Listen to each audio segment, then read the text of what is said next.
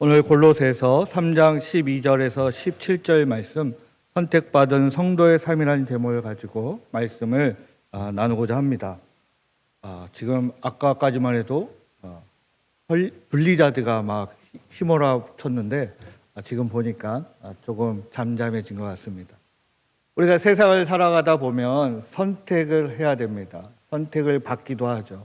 어렸을 때는 운동의 날에 달리기가 되었을 때, 내 순서가 돼서 불러주었을 때 심장이 두근두근 뛰기도 하고, 또 어떤 순간에 여러분들의 이름이 불려졌을 때 가슴이 벅찼을 때가 분명히 있었을 것입니다. 임직을 비택받았을 때나 또 다른 방법으로 또 여러 가지 은혜가 있었겠죠. 저 같은 경우에는 목사 안수를 받았을 때 전북 동로회라는 통합측 교단의 노회에서 안수를 받았는데 그때 왜 그렇게 감격이 찼는지 모르겠습니다. 굉장히 불려지는 순간 내가 정말 하나님 앞에 이제 종으로서 살아가게 되었구나 라는 고백이 있으면서 한편으로는 내가 하나님의 부르심에 얼마나 그 부르심에 합당한 삶을 살 수 있을까라는 걱정과 또 열심히 살아야 되겠다는 다짐도 하게 됩니다. 우리가 어떤 이름이 불려지면 그 불려지는 만큼 분명한 것은 그 불려진 거의 분량에 맞추어서 우리가 결단도 하게 되고 다짐도 하게 되고 또 열심히 살려가는 꿈도 꾸게 됩니다. 오늘 이 골로새서 3장 12절 이하의 말씀은 선택받은 성도의 삶이라는 것을 우리에게 들려주고 있습니다. 우리는 세상에서 불려지는 그런 선택이 아니라 예수 그리스도의 보혈의 십자가를 통해서 우리를 불러주셨습니다. 그래서 우리는 세상에 불려지는 그런 선택과 부르심이 아니라 우리의 부르심은 우리의 이름을 높이는 것도 아니고 우리를 드높이는 것도 아니고 우리에게 영광된 것도 사실은 아닙니다.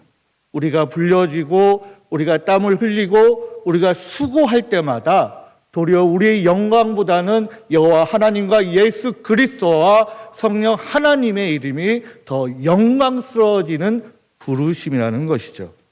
오늘 여기에 놀라운 이야기가 있습니다. 오늘 12절 말씀에 이렇게 말씀하고 있죠. 너희는 하나님이 택하사 거룩하고 사랑받는 자라고 말씀하고 있습니다. 우리는 하나님께서 또 예수 그리스도께서 성령 하나님께서 우리를 부르셨습니다. 콜링이라고도 하고 부르심이라 하고 선택이라 하고 택하심이라고 말하기도 하지요. 우리는 우리 스스로 결정했다고 생각할 수 있지만 우리는 절대 우리 스스로 선택한 것이 아닙니다. 하나님의 부르심을 통해서 예수 그리스도를 통해서 삼위일체 하나님을 통해서 우리는 부르심을 받게 되고 거기에 은혜로 우리가 그 응답하게 되고 그 응답을 통해서 새 사람이 되었음을 하나님께서 인정해 주셨습니다. 어느 누구도 내 능력으로 지식으로 지혜로 권력으로 내 주변 인맥으로 그런 인정을 받는 것이 아니라 전적인 하나님의 선물을 통해서 은혜를 통해서 우리가 새로운 삶을 선택받게 되는 것입니다. 오늘 골로새서 3장 12절 17절 말씀에 세 가지의 선택받은 성도의 삶이 있습니다. 새 옷을 입는 삶, 평강과 감사의 공동체를 이루는 삶, 말씀과 찬양으로 충만한 삶이 여기에 있습니다. 우리는 이 부르심을 통해서 우리의 정체성이 변화가 됩니다. 우리가 하나님이 불러주시기 전까지, 내가 하나님 앞에 죄인이라고 고백하기 전까지, 예수 그리스도를 통해서 내 죄가 용서받기 전까지, 거듭나기 전까지 회심을 통해서 우리가 회개하고 하나님의 은혜를 누리기 전까지의 삶이 있지만 그 삶에서 우리가 부르심에 우리가 변화되어서 180도의 삶을 우리가 살아가게 되는 것이죠. 여기에 그 삶을 우리에게 한 가지 보여주고 있습니다. 첫 번째는 새 옷을 입는 것입니다. 12절에 그러므로 너희는 하나님이 택하사 거룩하고 사랑받는 자처럼 긍휼과 자비와 겸손과 온유와 오래 참음을 참음을 옷 입고라고 말씀하고 있습니다. 하나님이 택하여 주셨습니다. 그래서 우리가 어떤 사람이냐? 거룩하고 사랑받는 자처럼 우리가 살아야 한다고 말씀하고 있습니다. 우리가 택하심을 받았기 때문에 우리는 그것을 거부할 수가 없습니다. 나는 그냥 거지처럼 살 거야. 나는 형편없이 살 거야. 나는 내 마음대로 살 거야가 아니라 택하심을 받는 그 순간, 그리고 내가 하나님의 죄인임을 고백한 순간, 예수 그리스도가 나의 구주이심을 고백한 그 순간 우리는 어떻게 살아야 한다? 거룩하고 사랑받는 자처럼 살아야 합니다. 오늘 거기에 이 거룩하고 사랑받는 자가 뭐냐? 5가지를 이야기하고 있습니다. 긍휼, 자비, 겸손, 온유, 오래 참음은 이 5가지를 이야기하고 있습니다. 즉 다시 말해서 택하심을 입은 자는, 하나님의 택하심을 입은 자는 거룩하고 사랑받는 자처럼 살아야 되는데, 거룩하고 사랑받는 것이 무엇이냐? 긍휼과 자비와 겸손과 온유와 오래 참음을 가지고 있는 사람이죠. 이것을 입어야 한다고 말하고 있습니다. 우리 스스로는 입을 수 없죠. 우리가 긍휼이라는 단어가 굉장히 많이 사용되어집니다. 이 긍휼이라는 단어가 우리가 생각하는 대한민국의 정의와 또 히브리어의 정의와 헬라어의 정의가 대부분 조금 차이가 있습니다. 하지만 공통적으로 그것이 무엇이냐? 남이 땅을 사서 배가 아픈 것이 아니라 남이 아파할 때 내 배도 아린 거예요. 똑같이 아플 수는 없겠지만 나도 속상한 겁니다. 남이 상처받으면 나도 속상하고 아픈 것입니다. 때로는 아이의 엄마가 10개월 동안 배에서 아이가 건강하게 자라도록 보살피고 신경 쓰고 이 아이가 잘못되지 않을까, 건강하게 자랄까 10개월 동안 고민하고 걱정하고 근심하고 최선을 다해서 보살피는 것을 긍휼이라고 이야기할 수 있습니다. 오늘 이 긍휼은 그것을 우리에게 말씀하고 있습니다. 자비는 무엇인가? 이것이 참 쉽지 않죠. 남이 나를 악하게 대해도 선으로 갚는 친절한 태도라고 신학 정의는 그렇게 이야기하고 있습니다. 겸손은 하나님 앞에 나 스스로, 우리 스스로 교만과 반대되는 모습으로 살아가는 것을 겸손이라고 정의하고 있습니다. 온유는 쉽게 얘기하면 강팍한 마음이 아닌 거죠. 강팍한 마음에 반대되는 것입니다. 강팍한 마음이 반대되려면 어떻게 됩니까? 내 죄를 고백하고 하나님 앞에 어떤 말씀을 하시더라도 모든 것을 받아들이는 순한 양과 같은 마음을 품고 있는 것이 바로 온유한 마음입니다. 오래 참음은 무엇입니까? 우리가 여러 가지 이야기할 수 있겠죠. 오래 참음은 결국 고난과 시련이 내 눈앞에 있음에도 불구하고 그 고난과 시련을 향하여 내가 빠져드는 거고, 그 빠져들음을 내가 끝까지 견디는 것을 오래 참음이라고 말하고 있습니다. 우리는 이 5가지가 있습니다. 이 5가지를 손가락을 펴서 이 씩씩 젓는 것이 아니라 이 5가지를 잡아서 그것을 붙잡고 가는 것을 지금 뭐라고 말씀하고 있습니까? 거룩하고 사랑받는 자처럼 옷을 입으라고 말씀하고 있는 것입니다. 우리는 지금 하나님의 택함을 받았다면 이 5가지를 거부할 수 있는 우리의 권리와 우리의 능력이 없습니다. 우리는 거부할 수가 없습니다. 우리는 이걸 따라야 돼요. 따르지 않는다는 것은 거부하는 것과 마찬가지입니다. 또한 13절에 이렇게 말씀하고 있습니다. 누가 누구에게 불만이 있거든 서로 용납하고 피차 용서하되 주께서 너희를 용서하신 것 같이 너희도 그리고 그리하고, 그러니까 똑같이 하라는 이야기죠. 그렇게 따르라는 얘기입니다. 그렇게 실천하라는 얘기입니다.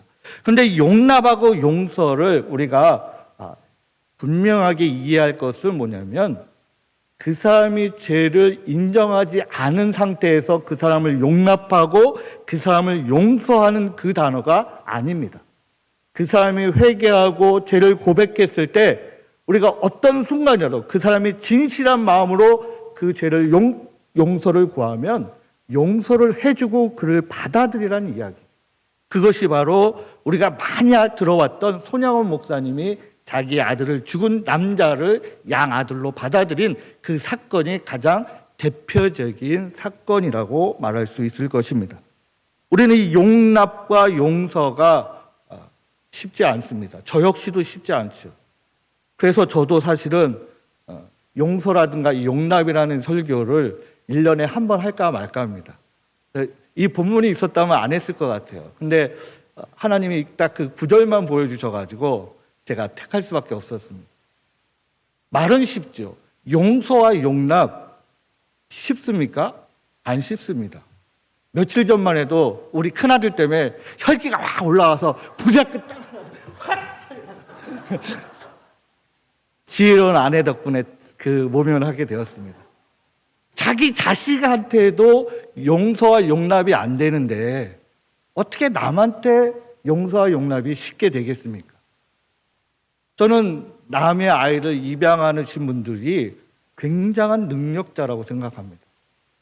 아니, 내 자식만 해도 혈기가 올라오는데 남의 아이를 그 가운데에서 그것을 잘 키우고 양육한다는 것은 정말 하나님의 마음을 주지 않으면 해결할 수 없는 것이죠.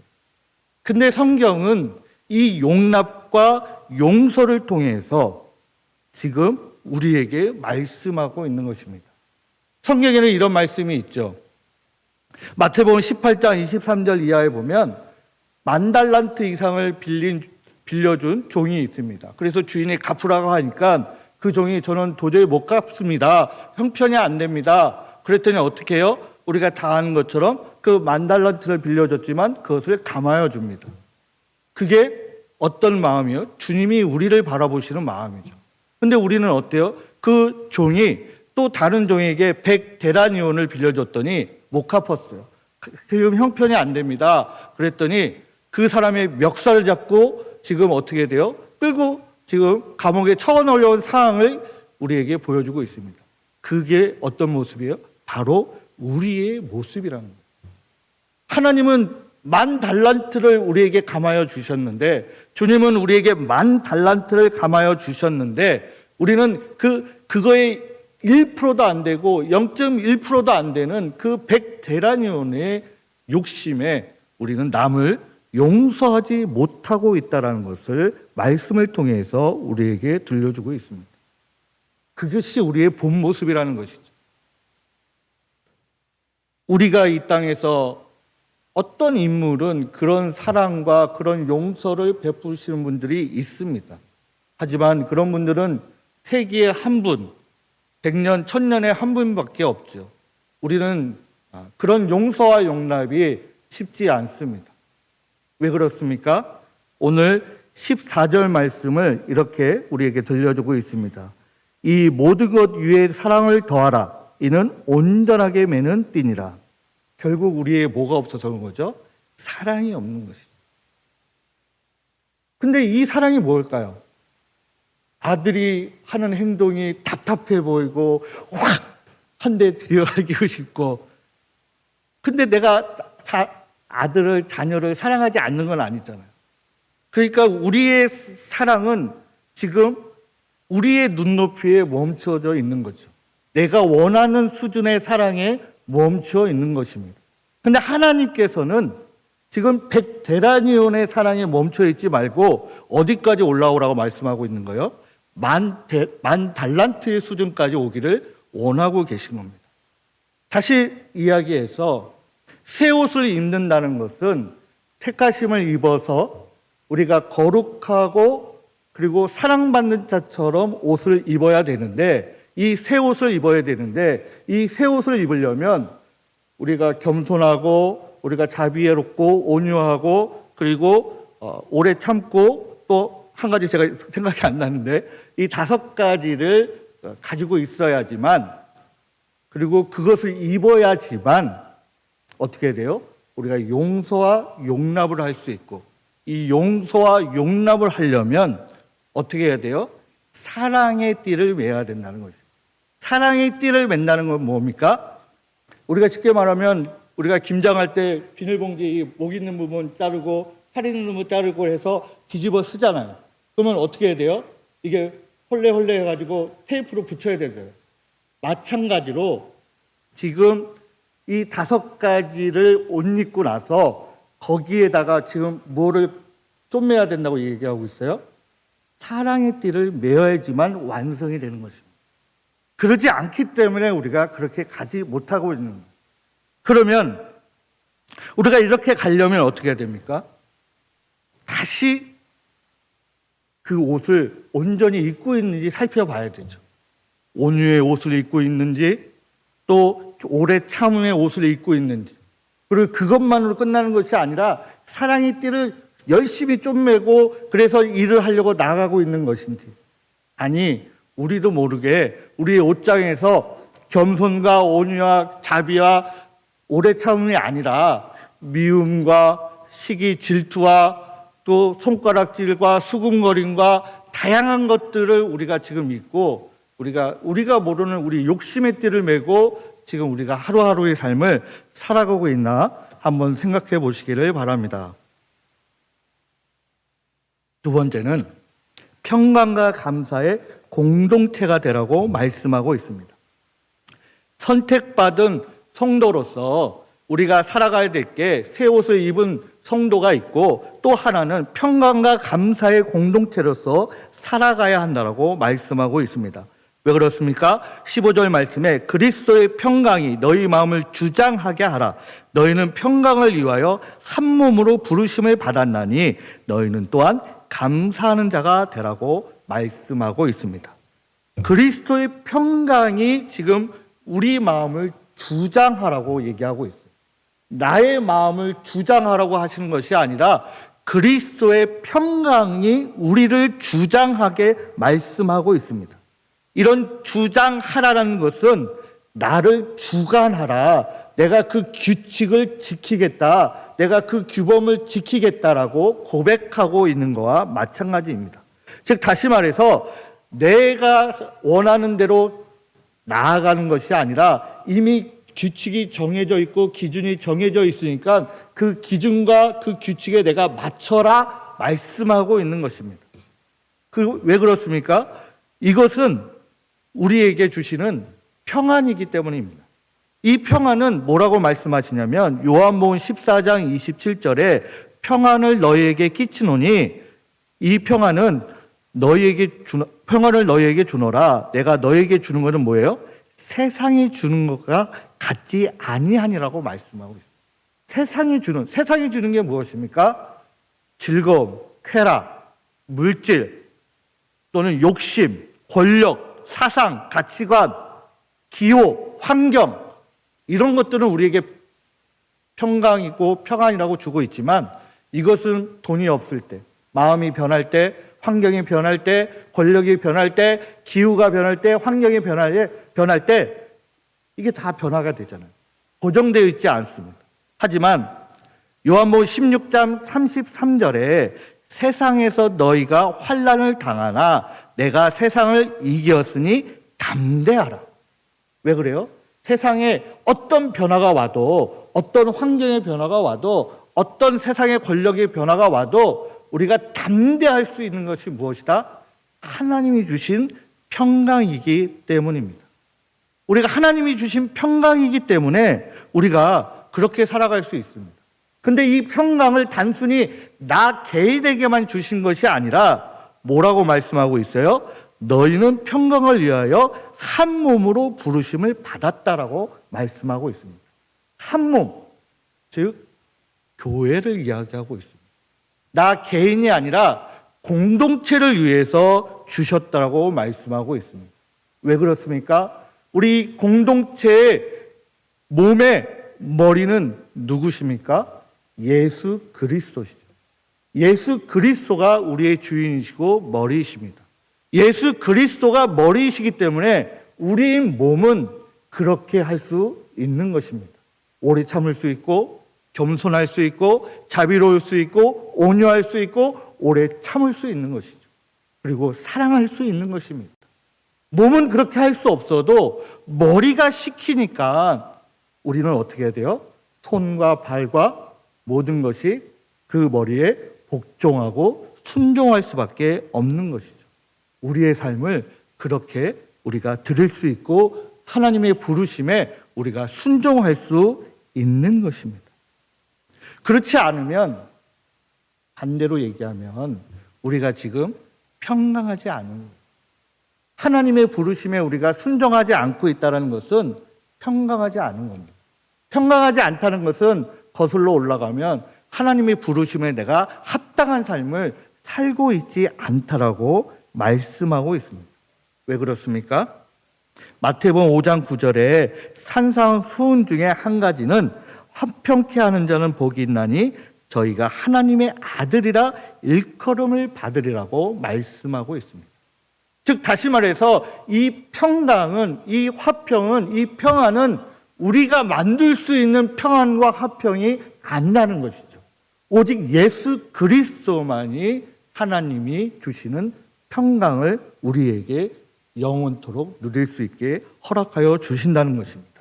그처럼 평강과 평안을 만드는 것이 쉽지 않다는 것을 우리에게 말씀하고 있습니다. 그러면서 어떻게 해요? 감사하라고 말씀하고 있습니다. 감사하는 자가 되라고 말씀하고 있죠. 오늘 오전에 우리 강성재 목사님께서도 끊임없이 감사하라고 말씀하고 있는데 이 감사는 결국 어디서 나오냐? 우리가 서로가 불평과 분열로, 불만으로 뭉쳐있을 때는 절대 감사가 일어날 수 없죠. 이쪽 온유가, 이쪽 겸손이 서로 자기가 먼저다 그러면 어떻게 이것이 감사가 이루어질 수 있겠습니까? 이루어질 수 없죠. 그러면 또 반대로 이렇게 말씀할 수 있어요. 그러면 우리가 어떻게 하나님께 감사할 수 있습니까? 어떻게 사랑할 수 있습니까? 어떻게 오래 참을 수 있습니까? 어떻게 겸손할 수 있습니까? 어떻게 자비할 수 있습니까? 어떻게 온유할 수 있습니까? 어떻게 할 수 있어요? 우리가 하나님의 말씀과 찬양으로 충만한 삶을 살아갈 때 우리가 살아갈 수 있는 것이죠. 오늘 16절, 17절 보면 그리스도의 말씀이 너희 속에 풍성히 거하여 모든 지혜로 피차 가르치기를 권면하고 시와 찬송과 신령과 노래를 부르며 감사하는 마음으로 하나님을 찬양하고 또 무엇을 하든지 말이나 이래나 다 주 예수 이름으로 하고 그를 힘입어 하나님 아버지께 감사하라. 지금 뭐라고 말씀하고 있어요?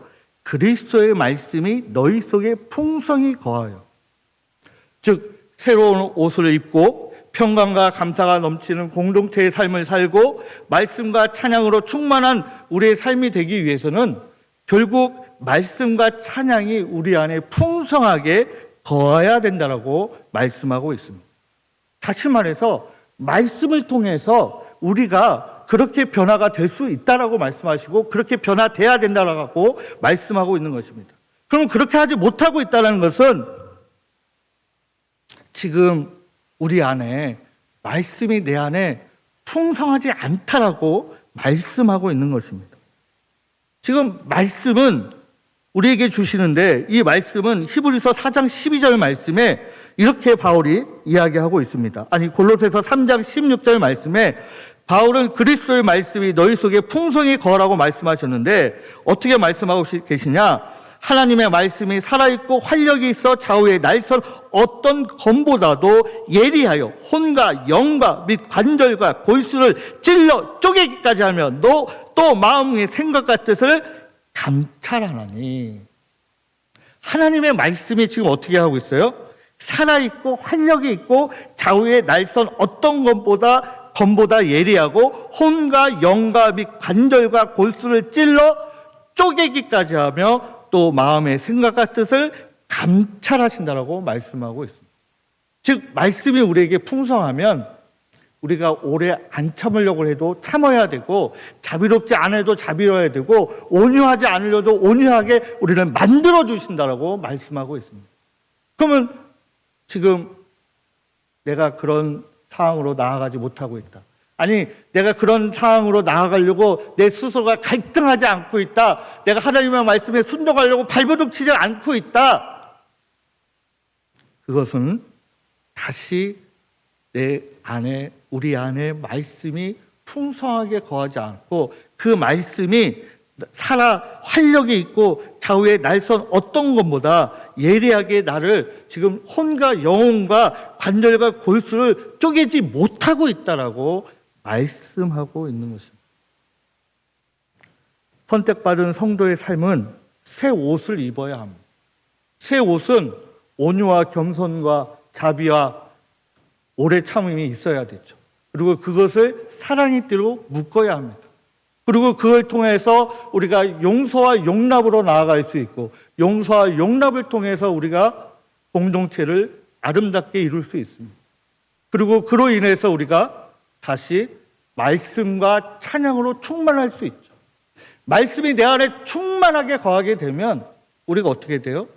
그냥 지나가도 내 입술에서 찬양이 흥얼 나오게 되죠. 뭘 해도 기쁩니다. 나를 불편하게 해도, 나를 좀 괴롭게 해도, 나를 좀 신경 쓰게 해도 그게 전혀 눈에 들어오지 않습니다. 그냥 즐겁습니다.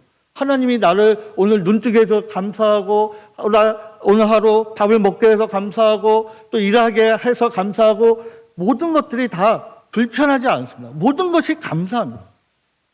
지금 내 안에 찬양이 넘치시고 계십니까? 아니면 내 찬양이 내 입술에서, 내 목 안에서, 내 뱃속에서, 내 생각 속에서만 머물러 계십니까? 우리 찬양이 내 입술에서 흘러 넘치시는 저와 여러분이 되기를 간절히 소망합니다. 우리가 주일마다 고백하는 요한복음 4장 24절, 하나님은 영이시니 예배하는 자가 신령과 진정으로 예배할지니라.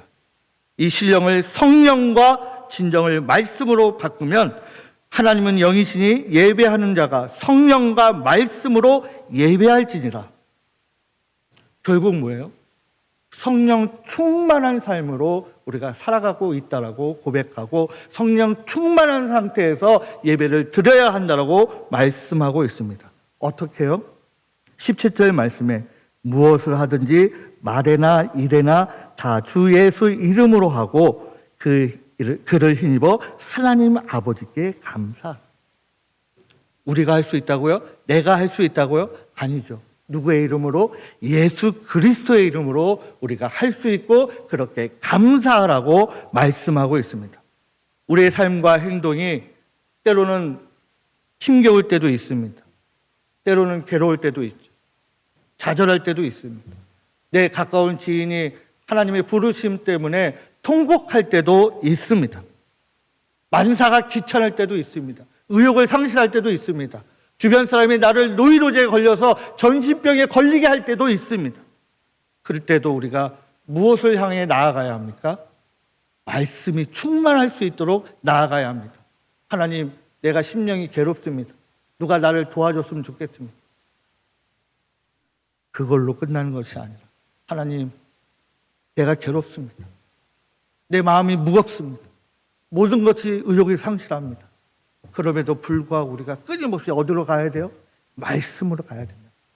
말씀을 통해서 우리가 다시 한번 하나님께 감사할 수 있게 해도 하나님께 감사함으로 인해서 선택받은 성도로의 삶을 우리가 온전하게 살아갈 수 있다라고 말씀하고 있습니다. 우리는 결단해야 합니다. 선택받은 성도의 삶으로 살 것인지 아니면 그랑저랑 내가 만족하는 성도로 살아갈 것인지. 하지만 그 끝에서는 양과 염소의 심판이 있음을 꼭 믿으시기 바랍니다. 오늘 하나님께서 주시는 5가지의 옷을 입고 사랑의 띠를 메고 그리고 용납과 용서를 통해서 공동체를 아름답게 만들어 가면서 공동체의 평강을 누리게 하고 그 평강을 통해서 우리가 다시 한번 하나님 안에서 말씀과 찬양으로 충만한 삶을 살아가는 저와 여러분이 되기를 간절히 소망합니다. 기도하겠습니다. 하나님 아버지 감사합니다. 오늘 선택받은 성도의 삶을 우리가 알아가고 있습니다. 우리가 일평생 배워가고 또 누리고 또 실천해야 함에도 불구하고 때로는 우리의 마음이 상처와 아픔으로 인해서 주저앉을 때가 있고 외면할 때가 있습니다. 하지만 하나님, 우리 성도님들에게 긍휼의 능력을 허락하여 주셔서 자비와 온유와 겸손과 오래 참음을 통해서 우리 성도들이 서로를 사랑하게 하시고 사랑의 띠가 연결되게 하여 주시옵소서. 그래서 서로를 용납하고 용서해주고 그로 인해서 이 공동체가 또 개인이 평강이 넘치고 평안이 넘치는 교회가 되게 하여 주시옵소서. 그래서 이 안에 말씀이 풍족하게 그리고 풍부하게 그리고 넉넉하게 거하게 하여 주시고 그로 인해서 우리 모두가 하나님께 감사와 찬양을 드리는 우리 성도님들이 되게 하여 주시옵소서. 때로는 우리 부족하고 연약할 때도 있지만 그럼에도 불구하고 하나님 우리를 사랑하여 주시기를 간절히 소망합니다. 하나님의 사랑으로 우리가 서로를 사랑하게 하시고 주의 말씀으로 우리가 실천함으로 인해서 다시 한번 하나님의 인도하심으로 우리가 나아갈 수 있도록 우리에게 은혜를 더하여 주시기를 우리 주 예수 그리스도의 이름으로 기도드립니다. 아멘.